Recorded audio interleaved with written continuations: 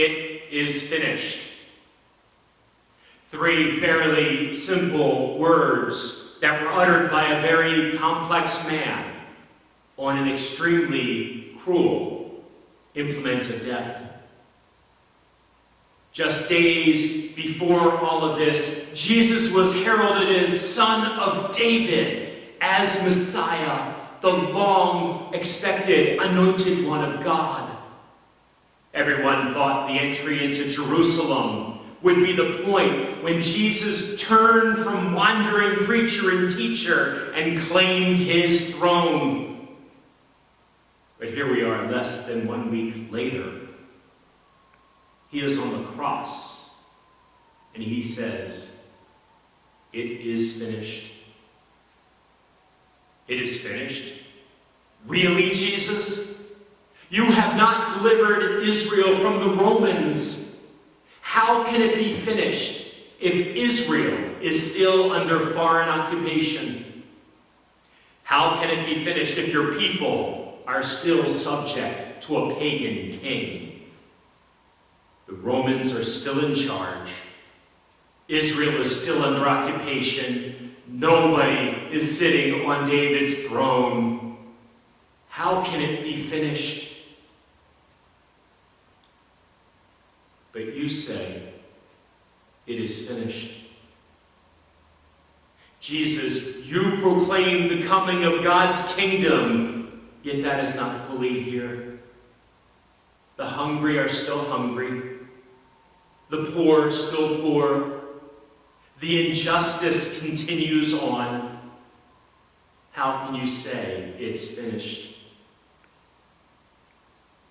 Jesus, you have left it all in the hands of 12. No, 11 men who don't seem to have a clue. Most of them have scattered and abandoned you for fear of arrest. And these are your closest followers. How can it be finished? And now today we are under a different occupation. We cannot leave our homes for the fear of getting sick. We cannot worship together in the same sanctuary. We cannot share your signs of peace. We can't even get basic supplies without endangering ourselves. How can it be finished?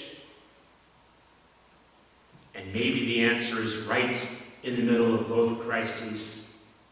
For the apostles, it was to embrace their call, to love one another, and to spread that love. You taught them. But now it was time for them to go out with a better grasp of the forgiveness of their sin and to tell others of that same forgiveness. For us,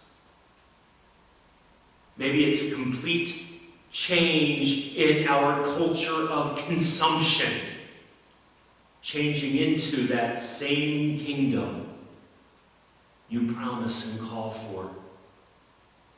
Maybe this time of social distancing is what we need to be reminded of all of the ways God has truly blessed us.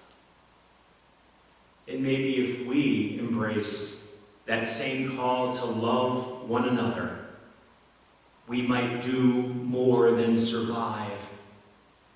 We might thrive and find that abundant life you promise. Perhaps that is what Jesus meant by "it is finished." Jesus did all he was called to do. And now we must do all we are called to do. Amen.